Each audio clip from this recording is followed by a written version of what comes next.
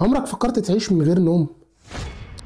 ايوه، السؤال صح. طب ايه رأيك لو قلت لك اللي فيه واحد عاش 11 يوم كاملين من غير نوم؟ هل احنا فعلا نقدر نستغنى عن النوم؟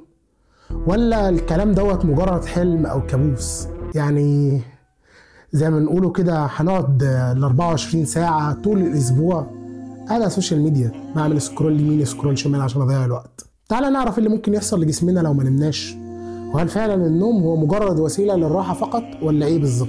ايه اللي بيحصل؟ يلا بينا. يلا بينا.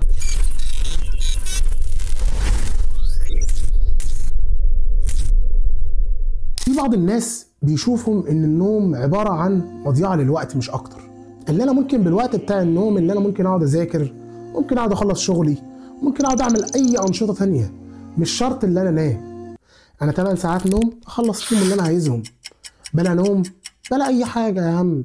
انت عارف طبعا يا صاحبي ان الشغل عمره ما بيخلص. تعالى هنا يا نجم، بس انا عايز اقول لك ان العلم ليه رأي تاني، ان اصلا النوم مش رفاهية. النوم مخك محتاجه علشان يقدر ينظف نفسه من السموم اللي انت بتدخلها له طول اليوم. تتخيل انت على مدار اليوم بتدخل مخك سموم مخك محتاج ينظفها؟ شفت بقى اللي النوم مش رفاهية؟ المخ يا صاحبي بيعمل صيانة لنفسه زي الكمبيوتر لما بيعمل ريستارت. لو الكمبيوتر انت سبته فترة طويلة شغال طبعا هيهنج منك، فلازم ان انت تعمل له ريستارت. انا عايزك بقى كده تفضل صاحي لأطول فترة ممكنة، هتشوف الهنا زي ما بيقولوا كده، هتشوف النجوم في عز الظهر. اول 24 ساعة بدون نوم انت مخك هيبدأ يهنج زي ما نقوله كده، هتبدأ تسرح وتبدأ بقى تخش لي في موضوع القهوة، تشرب لي 3-4 فناجين قهوة بقى عشان تصحصح معايا كده وتسمع الفيديو. هتلاقي بقى في هلاوس، في شوية حاجات كده فاهمني بيتحرك بالسلو موشن، بس مخك لسه شغال زي ما هو، بس بيقطع في النص، بيوقع هنا وبيوقع هنا، بس مازال مخك شغال يا صاحبي، موقفش لسه، بيطلع في اخر انفاسه. اهو هتلاقي نفسك بتقول لنفسك اثبت، احنا لسه جامدين، اثبت كده. بس عايز اقول لك على حاجه، بعد اول 48 ساعه هنا هتبدا المشكله تظهر. المشاكل اللي هتظهر معانا هي عباره عن مشكلتين. المشكله الاولى اللي انت هتلاقي ردود فعلك بطيئه، والمشكله الثانيه هتلاقي نفسك بتخش في دوامه اسمها مايكرو سليبس، اللي هو مخك بيعمل ايه؟ بيطفي لثواني ويرجع يشتغل تاني، بيقفل ويفتح لبعض ثواني عشان يريح. وبعد 72 ساعة مبروك يا صاحبي، كسبت معانا مرحلة الرعب. انت دخلت في اكتر مرحلة مرعبة، اللي هو انا بقالي 3 ايام كاملين صاحي لسه. تبدأ تسمع اصوات مش موجودة، وتشوف حاجات مش موجودة، تسمع اصوات اصلا ملهاش وجود، وتبدأ تلف حوالين نفسك وتبص هل فعلا اللي انا شايفه ده موجود ولا لا. انا تمام، انا زي الفل، بس مين اللي بيكلمني ده؟ ايه اللي انا بشوفه ده؟ مين الناس اللي بتكلمني؟ انا عايز اقولك اللي هنا هي المرحلة الخطيرة، مرحلة الهلاوس، وده اللي بيخلي النوم لابد منه، وانه حاجة ما نقدرش نستغنى عنها. انا عايز اقولك بقى اللي بطل قصتنا اللي هو راندي جاردنر، اللي قعد 11 يوم صاحي.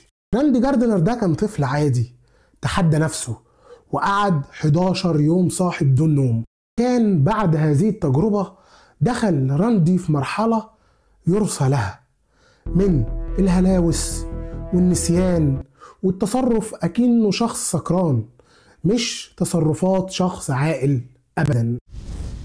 وهنا بقى يا صديقي احنا بنقابل مشكلة بجد، ومرض ليس له أي علاج. المرض اسمه الأرق الوراثي القاتل. أنا عايز أقول لك الناس اللي بتعاني من المرض دوت ما بيقدروش يناموا، ممكن كمان يوصل بيهم المرحلة الموت بعد عدة شهور بس من قلة النوم. يا صديقي، شفت بقى إن فعلا النوم طلع حياة. نام بقى وهتعرف إن النوم فعلا هو الحياة. أنا عايز أقول لك إن العلم حاليا والأطباء ماشيين في هذا السياق، اللي هو يلاقي حاجة تقلل النوم، اللي انا مضيعش من يومي 8 ساعات كاملين او 10 ساعات او 6 ساعات حتى عايزين يقللوا معدل استهلاكنا للوقت الضايع في النوم بطريقة تانية، على اساس يعني اللي انت مش بتضيع وقتك في الريلز. يعني عايز اقول لك يا صديقي ان الخلاصة ان النوم مش كسل ابدا، وان النوم مش مضيعة للوقت ولا عمره كان مضيعة للوقت. بالعكس، النوم بيحافظ على نشاطنا وعلى صحتنا وعلى اننا نكون عايشين. لو فكرت ان انت تسيب النوم هتدخل في مراحل من الهلاوس وفقدان الذاكرة والتعب العصبي والنفسي الشديد. فالمرة الجاية وانت جاي كده تطبق يومين ورا بعض، عايزك تفتكر راندي كده وهو بيسمع الاصوات اللي حواليه وبيقول لك مين دول. وبرضك عايزك تفتكر مخك وهو بيعمل سكرين شوت كده، او بمعنى صحيح بيعمل ريستارت كده في وسط الشغل، او ريستارت في وسط المحاضرة، وتلاقي الدكتور بيوقفك كده بيسألك. وعايزك تفتكر دايما ان النوم اهم من اي قهوة في العالم، واهم من اي شغل يا عم.